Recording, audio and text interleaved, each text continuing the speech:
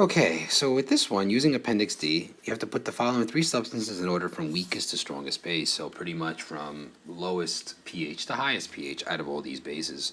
Where we learned that Ka, right, times Kb. We did this in the last chapter when it comes to equilibrium. If you take two different reactions equilibriums, you can get a third K3 here, or in this case Kw.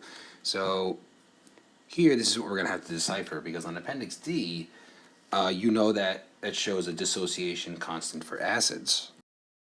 Okay, so here we need to determine again what is the weakest or strongest base. So looking on Appendix D, I got your three values here. For trimethylamine, which was the first one, we got the Kb right off the bat. So I'm going to leave that alone because we don't need the Ka. We need to find out what the base is. Although from the Ka, you could also determine how weak or strong of a base it is, but I'll leave that for the end.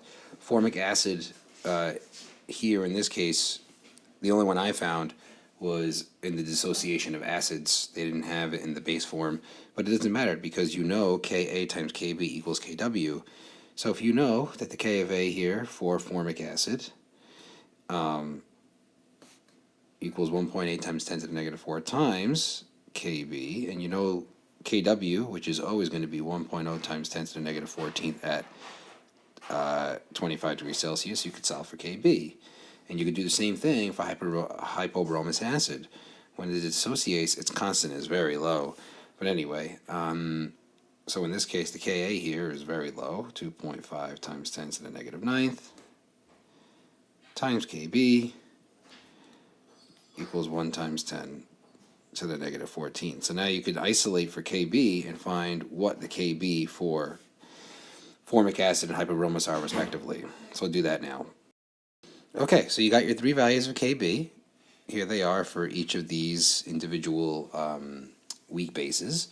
So I mean, you could turn these into actual pHs with pKa, but you know what? All you need to know is the weakest base should have the lowest Kb. And so here, formic acid, HCOO minus, has a very, at equilibrium, it relies heavily to the left, so it's not really a good base at all. It's a very weak base. So number 2 is going to be your weakest just because the Kb is so low. Then your next lowest one would be the BrO minus ion, which in this case would be your next weakest base because it's your a little bit higher than negative 11. Now the next one is negative 6, and then your strongest base dissociates at only a negative 5 ratio. It's still a weak base, but of these, definitely CH3 3N is definitely your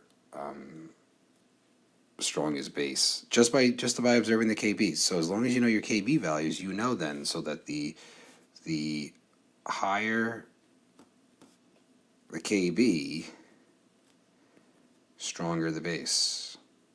And again, these are all weak bases, so just make a little note of that. I just inspected this. That had to be the weakest.